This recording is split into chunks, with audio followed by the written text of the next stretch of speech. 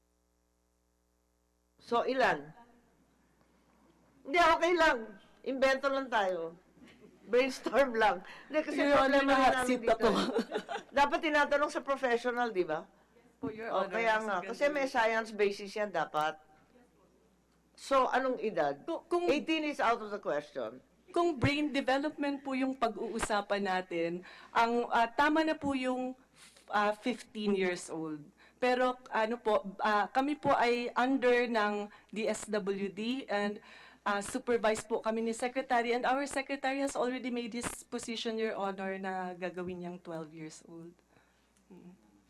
Oo, kasi naging government position na 12 years yung tawaran. Parang compromise lang. Pero wala lang. Kami po sa ahensya namin, ang pinupush po namin ngayon, 15. sana po ma-implement yung batas, and then yung pag na-fully implement na po yung batas, that's the time we revisit the law and make changes para po mas maganda yung magiging recommendations natin. Kasi everybody is in agreement whether they are pro or against lowering of the marker, na ang nagiging problema po talaga ay yung lowering ng, yung implementation ng Yeah, batas. the failure to implement the Yes, law oo. So, thoroughly. Okay. Okay, having made mention of that, punta na muna tayo sa, sino pa hindi nakakapagsalita? Council on the Welfare of Children, parang natural na sig yun. Sino po dyan? Maliit lang yung budget nyo, no? Ilan ba yung tao? Ilan ba yung personnel? Andyan ba? Okay.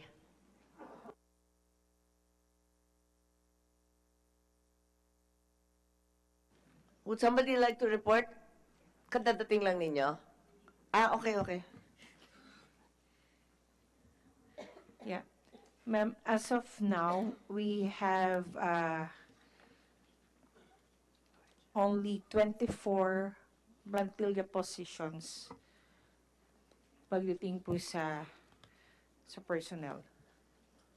And Okay, can you just give me the salient points? What are you doing for the welfare of children? You have a resounding title. when it comes to program profile, we are in charge in terms of the coordination of the enforcement of all laws on children.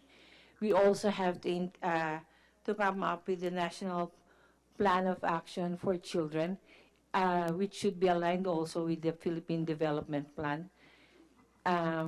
This is part of our function or mandate in coming up with long-term national plans for children. And right now, How long has your agency been in existence, po? since 1974, so that's 43 years. And what has been its landmark 45, project? sorry. Sorry po. Ano yung landmark project niya? Anong pinakamalaking accomplishment niyan? CWC is supposed to, it has always been coming up with the Yes, National pero Plan ano of yung Action. flagship project ninyo? Ano yung pinakamalaking accomplishment ninyo sa pagkahaba-haba ng panahon na Policy- nariyan kayo? Your Honor, that would be policies and plans on children. So when it comes to policies on children, when it comes to laws on children, we're part of formulating the policies on children and also coming up with the national plans. Yun po kasi yung main mandate po namin. Puro policy making lang kayo?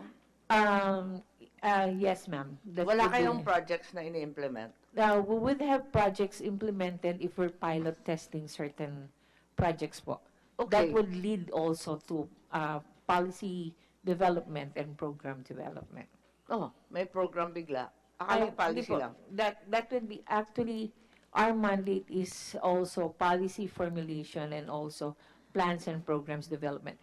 When it comes to program development po, Okay, if you've been formulating policy, there have been a huge number of laws as well as programs that have been initiated from 1974 to the present. Of all of these, which have you taken a direct hand in? The council, I mean. mostly po, the child protection policies have been, or legislation has been part of CWC. We're Pero part of the... alin ang makiklaim ninyo na pinaka-accomplishment ng office ninyo? Yung talagang tinutukan ninyo, kumbaga, at ginawang batas, na isa batas, na implement bilang programa, and so on. Actually po, aside from the RE 76, Kasi ang nakikita ko rito, ang proposal ninyo, puros capital outlay, hindi po ba? okay. Hindi po. Yeah, aside from the capital Bakit outlay capital that outlay? Binawasan kayo, you built Opo. something last year? yeah, renovation po ng building namin last year. Yes, So, you're a small office, but you know, small offices are in danger of extinction right now because of the right-sizing policy of the president. If we cannot lay claim to any significant law or program or policy, you're a threat. I'm not scaring you, but I'm simply saying that we have to lay claim to some kind of accomplishment. Otherwise, I don't think we can ask for any budget at all. Naintindihan po ninyo? Ako magtatanggol sa inyo Opo. sa susunod eh. Ano bang nagawa nitong opisinang to? Pag tinanong ako ng oposisyon, anong sagot ko? right po. Kasi di kayo nakakasagot, ako pa. Sige po. Right now po, ang pinakamatindi po namin mandato is really in terms of the compliance report.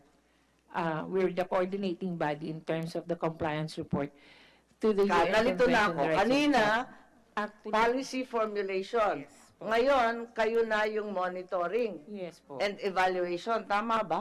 Yes, ma'am. Ang liit-liit ng office niyo. Paano kayo magmo-monitor sa buong Pilipinas? Actually, ma'am, kaya po yung hinihingi namin actually for institutional strengthening. Hindi.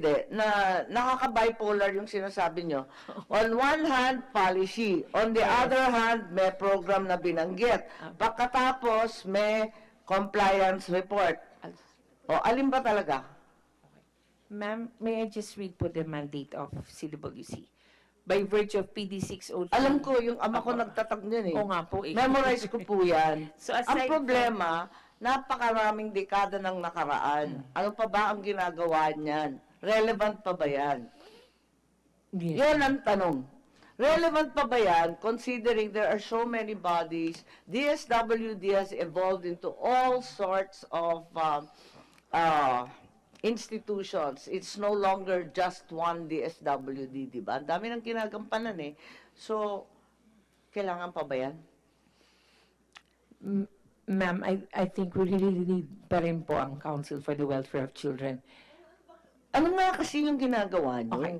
Aside from the different laws on children po, monitoring and also evaluating, again, policies, plans, and Eh, programs. parang yung pinaka-biggest accomplishment ninyo, nag-repair kayo ng building eh. Hindi po. Eh, sabi mo. Ma'am, right, last year, we already had the Philippine Plan of Action on ending violence against children. That's part of it. And of course, we have been cascading also the Teka. National Plan of Action for Children. Yeah, that's right. I think in the Philippine Development Plan, there are several mentions of children. Ano bang nagawa ninyo apropos and aligned with the PDP? If you talk of the Philippine Development Plan, one of the sector of children that was placed there is the children in situation of armed conflict.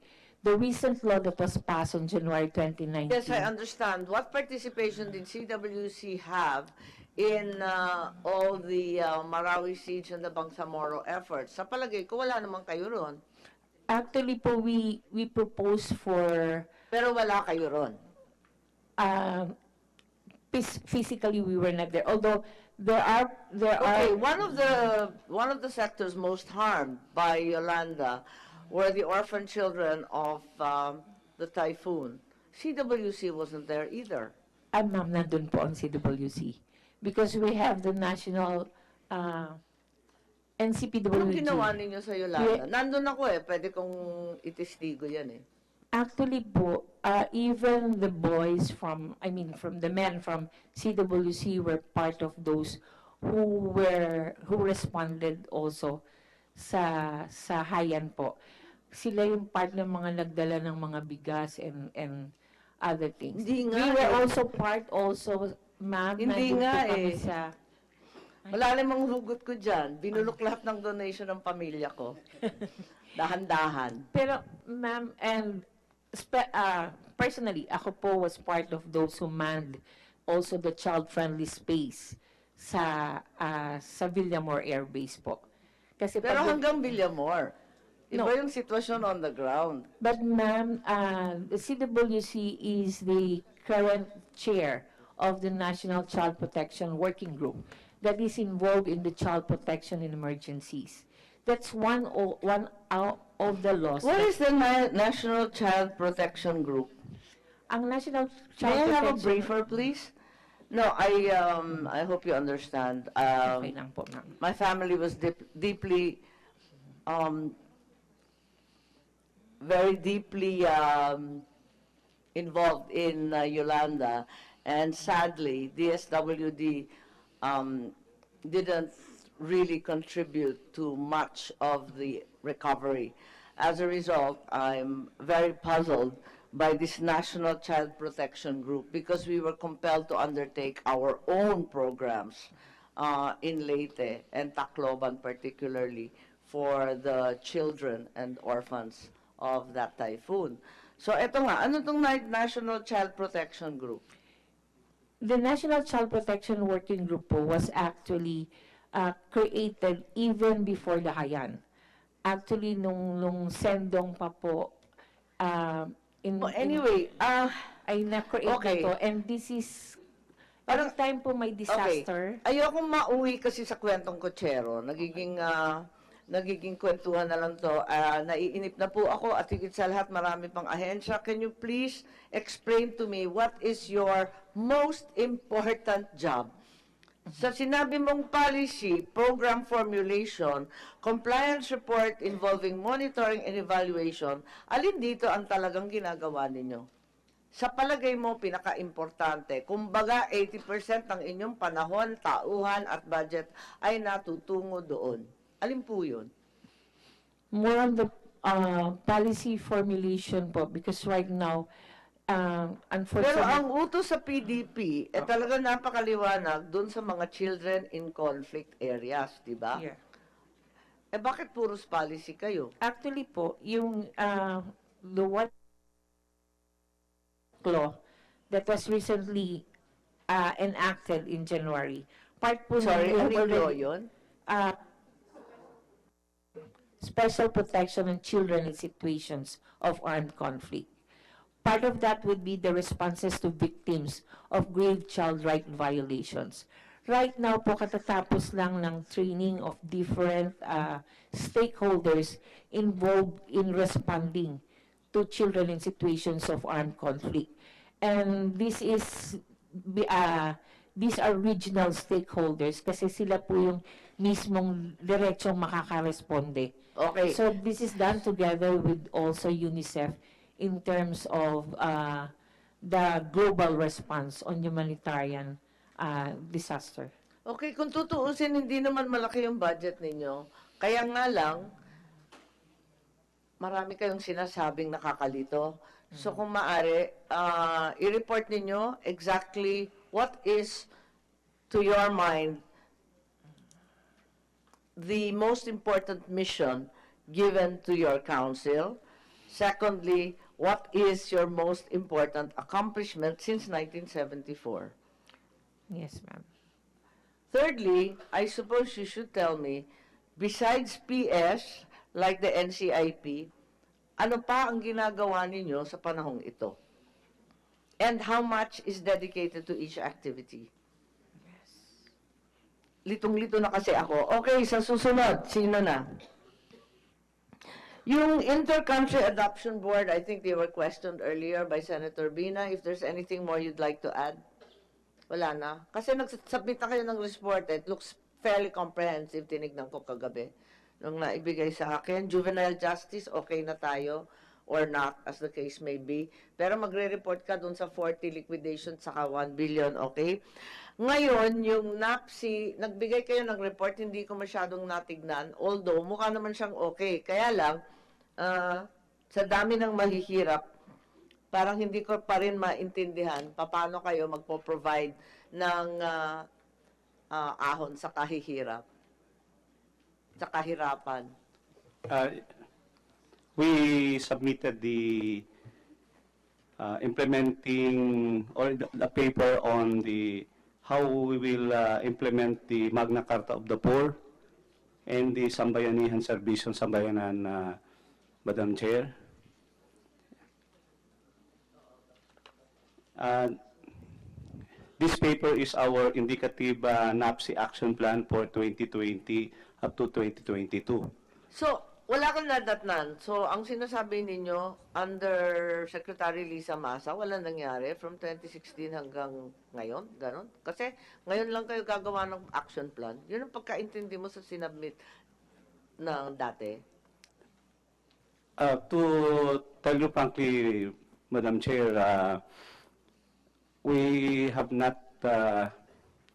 been given the plan for NAPSI during the time of Secretary Lisa Masa. That's why when I assumed office last year, November 2018, I immediately, gumawa. yes, we already crafted our 5-year development plan, Yes. which we call the Sambayanihan Serbisyong Sambayanan, and we already published it. Parang hindi ako naka-receive ng ganyan. Yung na-receive ko, iba itsura. We give Parang mas we give the maganda yun. copy, Madam, to Sabay your na Chief of inggit eh. Staff, Madam. Okay. Sige. Yeah. Maraming salamat. I just received your submissions last night. I looked at it. Looks fairly thorough. Pag may tanong ako, babalikan kita. In the meantime, the Tama. chair recognizes the arrival of the Senator Nancy Binay. And katatapos lang namin sa CWC, pero andito pa naman sila. So, kung anong nais itanong, just let me know. Sir, tatanong ko lang kung ano yung programa ho ba natin for children na naging biktima ho ng sexual trafficking, and how much are we spending for that program? May I, Your Honor? It's under our RRPT recovery. It's under IACAT, Interagency Council Against Human Trafficking, specifically women and children. Under DSWD, it's really under RRPT, recovery, reintegration. We have a budget here, recovery, reintegration of the trafficked persons, specifically children, Your Honor. And so if I may be given time, asan yung, wala dito yung RRPT, yung budget ng RRPT. So there is a financial assistance and psychosocial counseling for the trafficked children. We also, the DSWD in coordination with the DOJ and other implementing agencies also get involved in the investigation, rescue, prosecution, and the complete healing of those children involved in trafficking, Your Honor. As to the budget, I still have to Yung budget. scar And hanggang over ngayon ho the- ba, policy pa din ng DSWD? I remember during the previous Congress, ang policy ata is to return pa rin yung bata sa pamilya. Ganun pa rin ba yung polisiya hanggang ngayon? It depends on the circumstance of the children, Your Honor. If the parents are the co-conspirators of the trafficking, there is no way that the children can be returned to their family. So the SWD stands as as the parent or the guardian of these children. Madam Chair, maybe can we just get a submission from the DSWD? Parang general update lang kung ano yung mga status. For example, kasi sa Cebu, medyo rampant yung case ng sexual trafficking. So ano yung ginagawa niyong programa in terms of dun sa community to prevent it from happening, tapos dun sa mga nahuhuli naman, ano yung ginagawa din ng DSWD na assistance? Thank you, Madam Chair.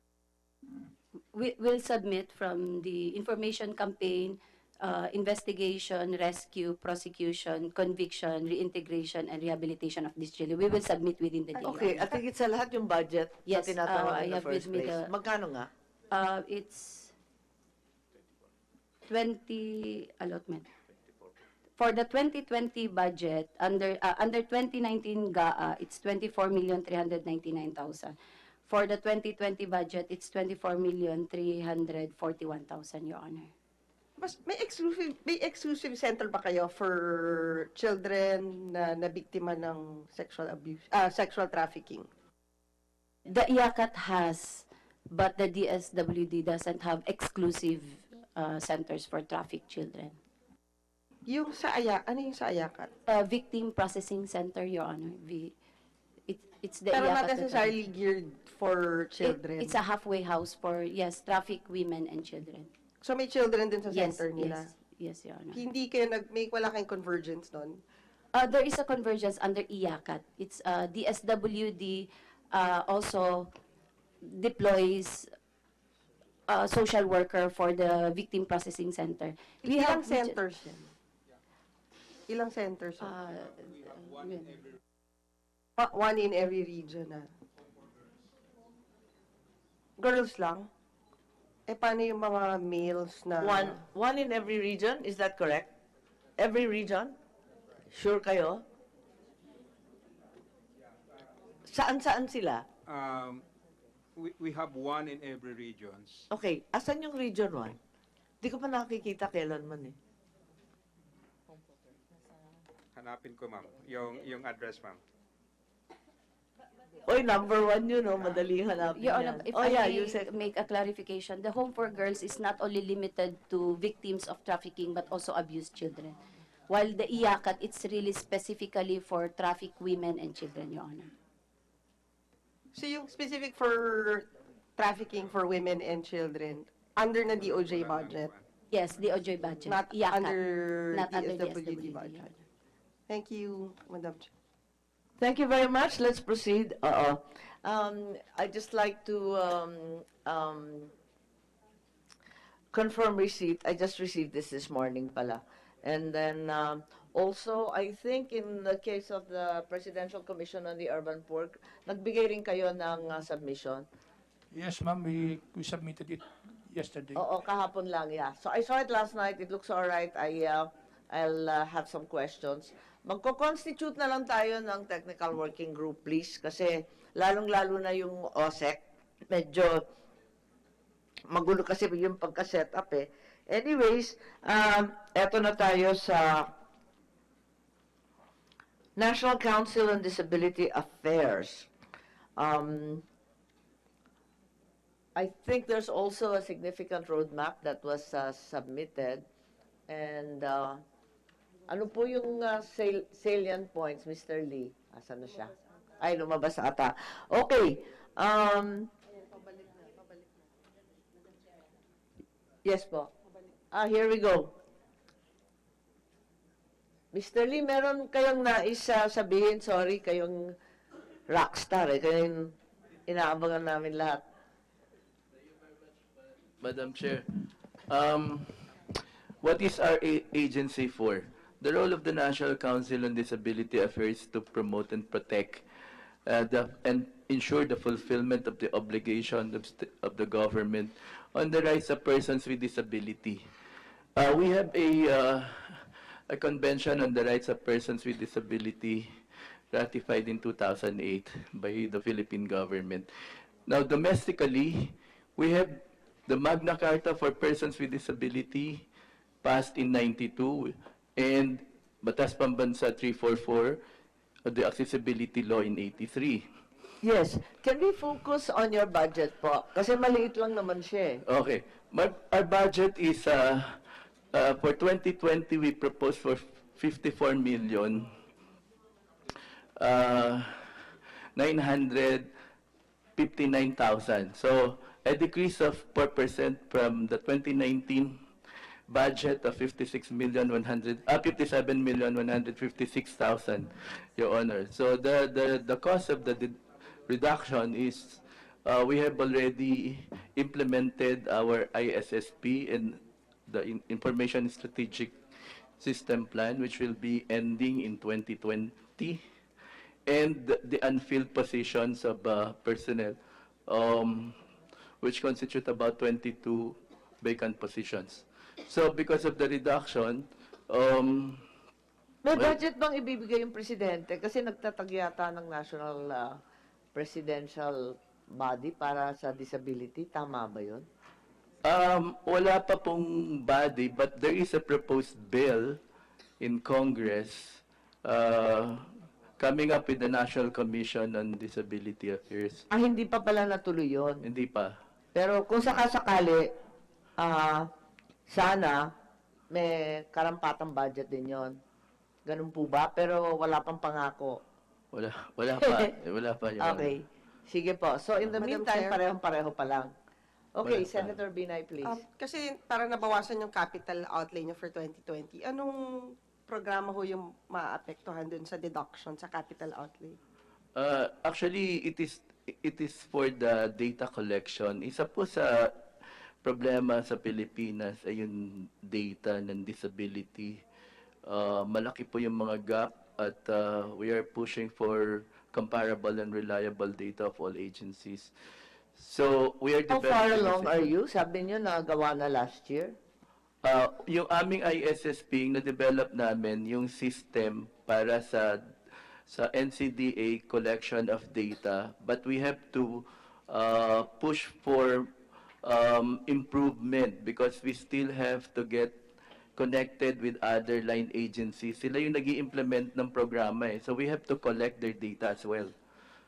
So, halimbawa Sa po pakiwari registry. ninyo, how far along are you? May 60% na po ba? O 80? Or nasa na ba tayo sa collection of data? Nasa 50% pa lang po tayo because unang-una yung issuance of ID in the Department of Health registry is under development at this time. Nagpupunta po tayo ngayon sa version 3 because the disability classification is evolving. Ngayon kasama na po yung cancer because of RA 11215. So nagdagdag po yun sa form sa data sheet to include cancer as part of the person with disability. Okay. So, maraming salamat. So, 50% pa lamang ang na-identify natin and recorded. Yes, Honor, but we So, still have to- 50%, anong total number ng persons with disabilities? Sa 2010 census ng PSA, 1.57%, that's about 1,443,000. So at this point, pumapasok pa lang tayo sa mga 500,000. Teka, PSA po yung binanggit ninyo. So, sa bandang huli, ang inaasahan data PSA din? Bakit tayo nagde-data collection kung PSA rin ang babalikan? There are two kinds of data, Madam Chair. Yung census, which is for the population, at saka yung administrative data, which is for program services. So yung PSA is more on Alin census. ang kinakapture ninyo dun sa gastos Administrative ninyo last year? data. Admin data. Yes, Oo, yes, Your kasi Honor. actually data has become such a huge issue with DSWD.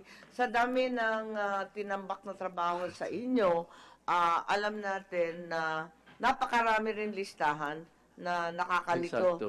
Dahil may PSA, may listahanan, Yeah. may community-based, may kung ano-ano.